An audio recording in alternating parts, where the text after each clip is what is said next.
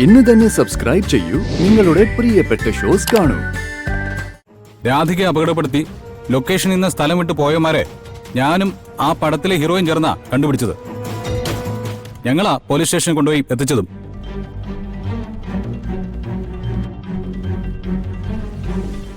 അതുകൊണ്ട് തന്നെയാ ഈ വാർത്ത കേട്ടപ്പോ എനിക്ക് പ്രത്യേകിച്ച് ഒന്നും തോന്നാതിരുന്നതും. സ്ത്രീകൾക്ക് അനുകൂലമായ ചില നിയമങ്ങൾ സൃഷ്ടിക്കപ്പെട്ടിട്ടുണ്ട്. അത് കൈകാര്യം ചെയ്യുന്ന ഞങ്ങളോട് ഇത്തരം ഭീഷണി പറയുമ്പോ സൂക്ഷിച്ചു വേണം. നല്ല ഉശിരൻ വനിതാ പോലീസുകാരി ഉണ്ട് സ്റ്റേഷനില്. കൈകാര്യം ചെയ്യാൻ പറഞ്ഞാൽ ഇപ്പൊ നീ വെല്ലുവിളിച്ച നാവുണ്ടല്ലോ, അതുകൂടി ഞങ്ങളിങ്ങ് പിഴുതെടുക്കും. സ്വന്തം ചേച്ചിയെ കൊല്ലാൻ പണം കൊടുത്ത് ഏൽപ്പിച്ചിട്ട് അവള് സാംസ്കാരിക പ്രഭാഷണത്തിൽ നിൽക്കുന്നു. ഇനിയൊരു വാക്ക് നിന്റെ വായിന്ന് വീണു പോയാലോ എടുത്തിട്ട് ചവിട്ടി കൂട്ടും ഞാൻ. മനസ്സിലാവടി? കൊണ്ടുപോയി സെല്ലിട്ട്.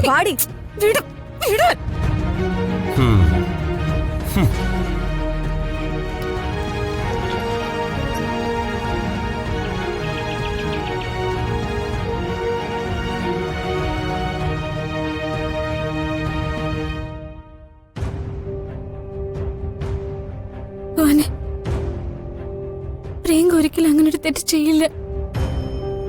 എന്നെ കൊല്ലണമെന്ന് അവൾ ഒരിക്കലും ചിന്തിക്കില്ല. എത്രയായാലും ഞങ്ങൾ ഒരുമിച്ച് വളർന്നതല്ലേ.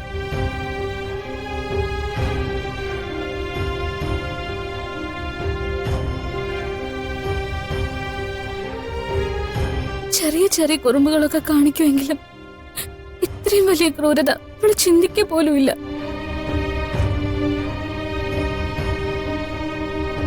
ഇതിന്റെ പുറകിൽ എന്താ നടന്നതെന്ന് വെളിച്ചത്ത് കൊണ്ടുവരണം. എത്രയും പെട്ടെന്ന് എന്റെ അനിയത്തെ അവര് വിടണേ. അച്ഛനും അമ്മയും വിഷമിക്കാൻ ഇടവരരുത്.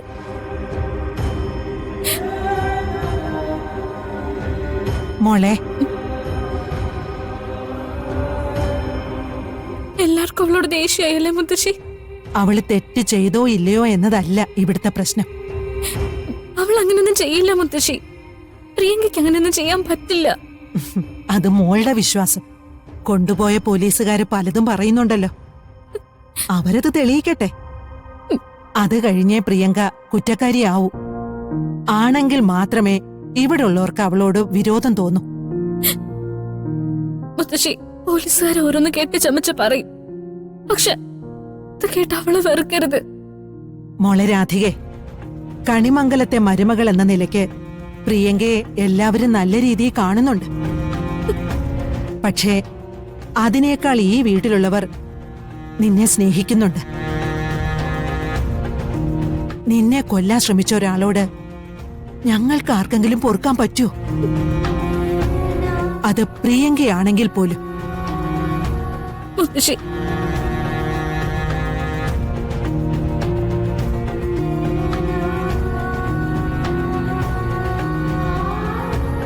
നിന്റെ ഇവിടുത്തെ സ്ഥാനം എന്താണെന്ന് പലർക്കും പല ധാരണയുണ്ട്. പക്ഷേ നിന്നെ മുത്തശ്ശിക്കിഷ്ടോ, ഒരുപാട് ഇഷ്ടോ. മോള് ഭഗവാന്റെ മുമ്പിൽ പ്രാർത്ഥിച്ചോളൂ. ഭഗവാനെ നിനക്ക് വിശ്വാസമാണല്ലോ. ഇതിന്റെ നീതി എന്താണെന്ന് ഭഗവാൻ നിനക്ക് കാണിച്ചു തരട്ടെ.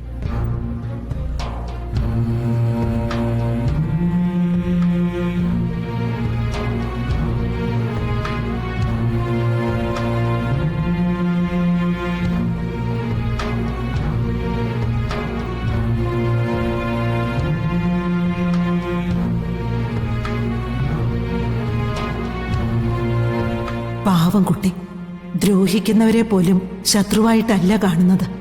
ഇത്രയും നല്ല മനസ്സുള്ള കുട്ടിയെ വരുൺ സ്നേഹിച്ചതിൽ എന്താ അത്ഭുതം? ഒരുപക്ഷെ വരുണിൻ രാധികയെ ഒന്നിച്ചു ചേരാൻ വേണ്ടിയായിരിക്കും ഇപ്പൊ ഇത് സംഭവിച്ചത്.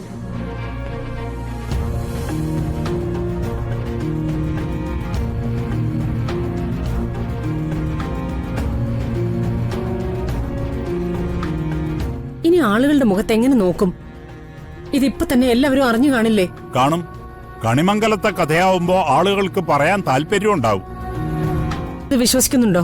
പോലീസുകാർക്ക് ഒരു കള്ളക്കഥ ഉണ്ടാക്കി അവളെ ഇവിടുന്ന് അറസ്റ്റ് ചെയ്ത് കൊണ്ടുപോകേണ്ട കാര്യമില്ലല്ലോ പത്മിനി.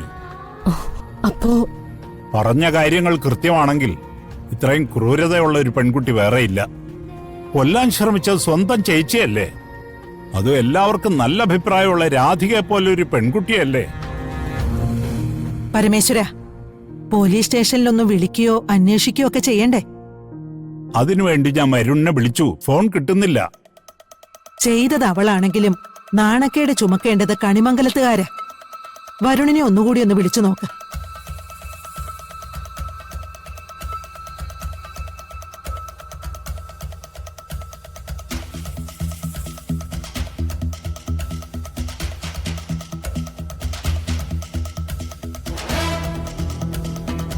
അമ്മേ, പോലീസുകാർക്ക് എന്തോ തെറ്റിദ്ധാരണ പറ്റിയതായിരിക്കും.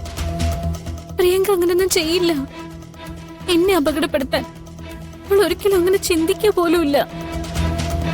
ഛേ, ഇവനിത് എവിടെ പോയി കിടക്കുക? അച്ഛൻ വിചാരിച്ചാൽ ഇതിനൊരു പരിഹാരം ഉണ്ടാക്കാൻ പറ്റൂ. പ്രിയ ആകെ പേടിച്ചിട്ടുണ്ടാവും. തെറ്റ് ചെയ്തവർ പേടിക്കും മോളെ, അത് സ്വാഭാവികമാണ്. അവള് തെറ്റ് ചെയ്തിട്ടില്ല. അവൾ എന്റെ അനിയത്തിയല്ലേ. അതുകൊണ്ടെന്താ? പോലീസുകാര് തെളിവടക്കമല്ലേ പറഞ്ഞത്? അവരെ വിശ്വസിക്കാൻ ഇത്രയ്ക്ക് ബുദ്ധിമുട്ടുണ്ടോ? എനിക്കതൊന്നും അറിയില്ല. പ്രിയ പോലീസുകാർ കൊണ്ടുപോയിന്ന് കേട്ടാ പിന്നെ അച്ഛനും അമ്മയും പിടിച്ചു നിൽക്കില്ല.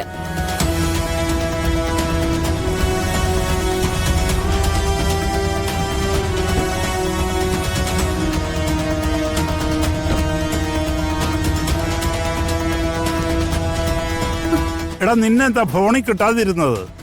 എത്ര നേരമായി ഞാൻ വിളിക്കുന്നു. എന്താ? ഇവിടെ വലിയൊരു സംഭവം ഉണ്ടായി. വരുൺ, കുറച്ചുമ്പോ പോലീസുകാര് വന്ന് പ്രിയങ്കയെ അറസ്റ്റ് ചെയ്തോണ്ട് പോയി. കേട്ടിട്ട് വരുണിനൊന്നും തോന്നുന്നില്ലേ? ഇല്ല.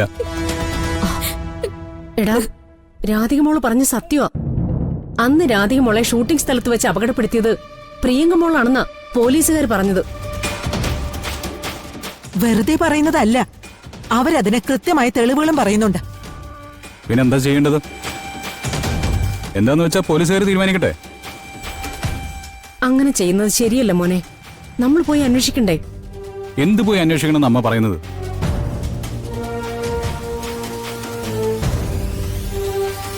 ഇനിയിപ്പോ പോലീസുകാർക്ക് തെളിവ് കിട്ടിയത് എങ്ങനെയാണെന്ന് അറിയണോ? രാധികയെ അപകടപ്പെടുത്തി ലൊക്കേഷനിൽ നിന്ന് സ്ഥലം വിട്ട് പോയമാരെ ഞാനും ആ പടത്തിലെ ഹീറോയും ചേർന്നാ കണ്ടുപിടിച്ചത്. ഞങ്ങളാ പോലീസ് സ്റ്റേഷനിൽ കൊണ്ടുപോയി എത്തിച്ചതും.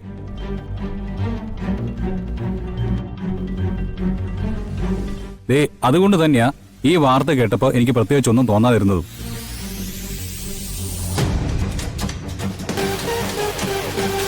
വരുൺ, എടോ, പലതവണ ഞാൻ തന്നോട് പറഞ്ഞിട്ടുണ്ട്, തന്റെ അനിയത്തി തന്നെ അപകടപ്പെടുത്താൻ ശ്രമിക്കുമെന്ന്.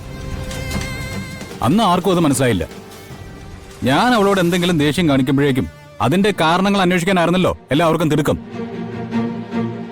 ഇങ്ങനെ ഒരുത്തിയാണോ ഞാൻ സ്നേഹിക്കേണ്ടത്? ഇത്തരത്തിലൊരുത്തിയാണോ ഞാൻ ജീവിതകാലം മുഴുവൻ സഹിക്കേണ്ടത്?